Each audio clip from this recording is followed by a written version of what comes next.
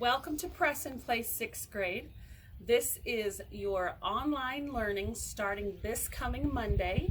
Each day you will come here and start your classes. But first of all, I want to tell you that I am missing all of you very much. It makes me so sad to think that all of this happened so quickly. We didn't get to say goodbye. We didn't get to prepare ourselves in any way. And suddenly we're all at home learning and working on schoolwork. But if you can't be at school with me, I'm very happy that you are safe at home. And I would rather you be there than anywhere else right now at this time. But please come here Monday. I will have each day's work uploaded on one video, so you can come to school at any time for your convenience and do your day's work for that day, whatever time is good for you. However, starting today and Thursday and Friday, I will be doing a read-along with you here at Press and Place. And we are going to be reading How to Eat Fried Worms. So if you don't know how to eat fried worms, you want to log on and listen, follow along with us. It's just a fun, silly book, and that's kind of all what we need right now.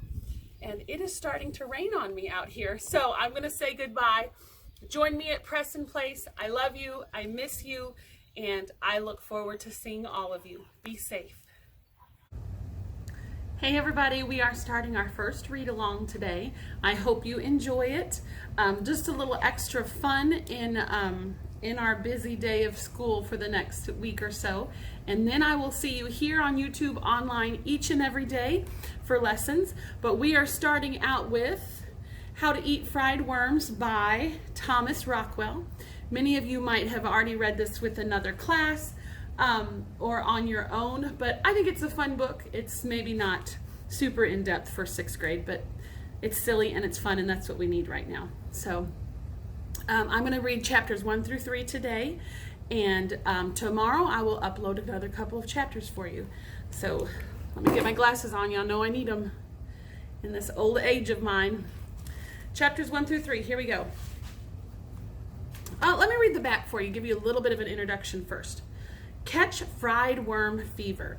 People are always daring Billy to do zany things, but Billy may have bitten off more than he can chew when he takes his friend Alan's bet that Billy can't eat 15 worms in 15 days.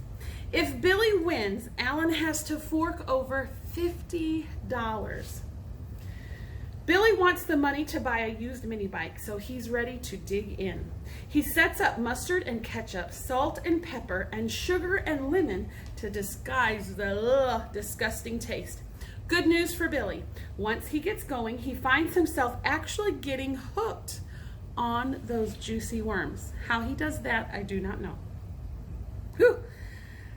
Bad news for Billy. Alan is busy cooking up schemes to make Billy worm out of the bet. Will Billy keep up his wormy work for 15 days? No cheating. Keep eating worm by worm by worm. So here we go. Chapter 1. The bet. Hey Tom, where were you last night? Yeah, you missed it. Alan and Billy came up the front walk.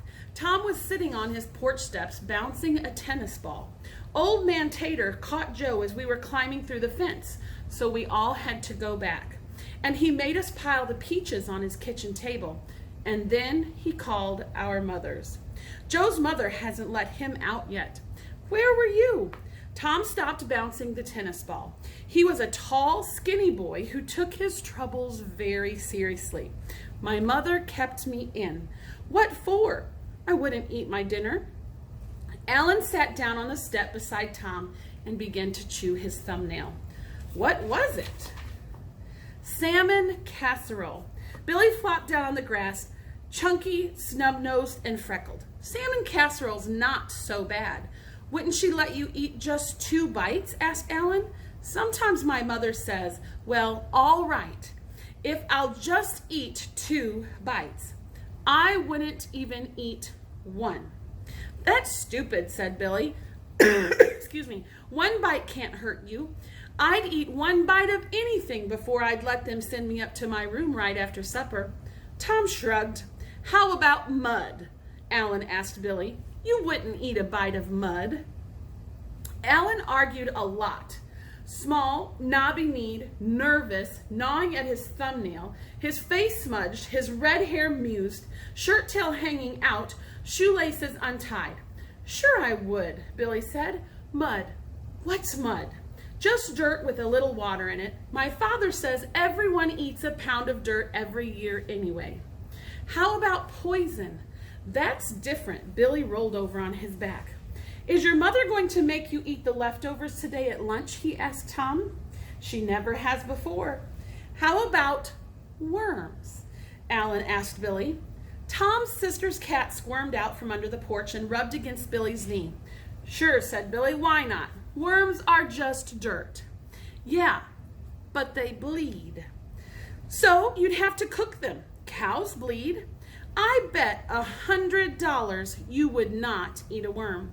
"You talk big now, but you wouldn't if you were sitting at the dinner table with a worm on your plate." "I bet I would. I'd eat 15 worms if somebody bet me $100. "You really want to bet?" "I'll bet you $50. You can't eat 15 worms. "I really will." Where are you going to get $50? "In my savings account. I've got $130.79 in my savings account. "I know, because last week I put in $5 my grandmother gave me for my birthday." "Your mother wouldn't let you take it out." "She would if I lost the bet. She'd have to." "I'll tell her I'm going to sell my stamp collection money otherwise, and I bought that with all my own money that I earned mowing lawns, so I can do whatever I want with it. I'll bet you $50 you can't eat 15 worms. Come on, you're chicken. You know you can't do it." "I wouldn't do it," said Tom. "If salmon casserole makes me sick, think what 15 worms would do." Joe came scuffling up the walk and flopped down beside Billy. He was a small boy with dark hair, a long nose, and big brown eyes. "What's going on?" "Come on," said Alan to Billy. "Tom can be your second, and Joe will be mine, just like in a duel. You think it's so easy. Here's your chance to make $50. Billy dangled a leaf in front of the cat, but the cat just rubbed against his knee, purring. "What kind of worms?" "Regular worms. Not those big green ones that get on the tomatoes. I won't eat those. And I won't eat them all at once. It might make me sick. 1 worm a day for 15 days. And he can eat them any way he wants," said Tom. "Boiled, stewed, or fried." "Yes, but we provide the worms," said Joe. "And there have to be witnesses present when he eats them. Either me or Alan or somebody we can trust. Not just you and Billy." Billy scratched the cat's ears. $50. That was a lot of money. How bad could a worm taste? He'd eaten fried liver, salmon loaf, mushrooms, tongue, pig's feet. Other kids' parents were always nagging them to eat. His had begun to worry about how much he ate. Now, not that he was fat, he just hadn't worked off all his winter blubber yet. He slid his hand into his shirt and furtively squeezed the side of his stomach. Worms were just dirt, and dirt wasn't fattening. If he won $50, he could buy that mini bike George Cunningham's brother had promised to sell him in September before he went away to college. He could gag anything down for $50, couldn't he? He looked up. "I can use ketchup or mustard or anything like that, as much as I want." Alan nodded. "Okay." Billy stood up. "Okay. Chapter 2 is digging." "No," said Tom, "that's not fair." He and Alan and Joe were wandering around behind the barns at Billy's house, arguing over where to dig the first worm. "What do you mean it's not fair?" said Joe. "Nobody said anything about where the worms were supposed to come from. We can get them any place that we want." "Not from a manure pile," said Joe. "Nobody said anything about..." "Oh, sorry, missed a spot. You know me, I'm always getting confused." "Not from a manure pile," said Tom. "That's not fair. Even if we didn't make a rule about something, You still have to be fair. And I agree about that. What difference does it make where the worm comes from, said Alan. A worm is a worm. There's nothing wrong with manure, said Joe. It comes from cows, just like milk. Joe was sly, devious, a schemer. The manure pile had been his idea. You and Billy have got to be fair too, said Alan to Tom. Besides, we'll dig in the old part of the pile where it doesn't smell much anymore. Come on, said Tom, starting off across the field, dragging his shovel. If it was fair, you wouldn't be so anxious about it. Would you eat a worm from a manure pile? Joe and Alan ran to catch up. I wouldn't eat a worm, period, said Joe, so you can't go by that. Yeah, but if your mother told you to go out and pick some daisies for the supper table, would you pick the daisies off of a manure pile? My mother wouldn't ask me. She'd ask my sister. You know what I mean. Alan and Tom and Joe leaned on their shovels under a tree in the apple orchard, watching the worms they had dug squirming on a flat rock. Not him, said Tom, pointing to a night crawler. Why not? Look at him. He'd choke a dog. Alan exploded. You expect us to pick one that Billy can just gulp down like an ant? Gulping's not eating, said Joe. The worm's got to be big enough so Billy has to cut it into pieces, eat it with a fork off a plate. It's this one or nothing, said Alan, picking up the night crawler. Tom considered the matter. It would be more fun watching Billy trying to eat the night crawler. He grinned. Boy, was it huge. A regular python. Wait until Billy saw it. We'll let you choose where to dig, said Alan. After all, thought Tom, Billy couldn't expect to win $50 by just gulping down a few measly little baby worms. All right, come on. He turned and started back towards the barn, dragging his shovel. Chapter 3 is training camp. 6, 7, 8, 9, 10. Billy was doing push-ups in the deserted horse barn. He wasn't worried about eating the first worm, but because people were always daring him to do things. And he'd found it was better to look ahead, to try to figure things out, and to get himself ready.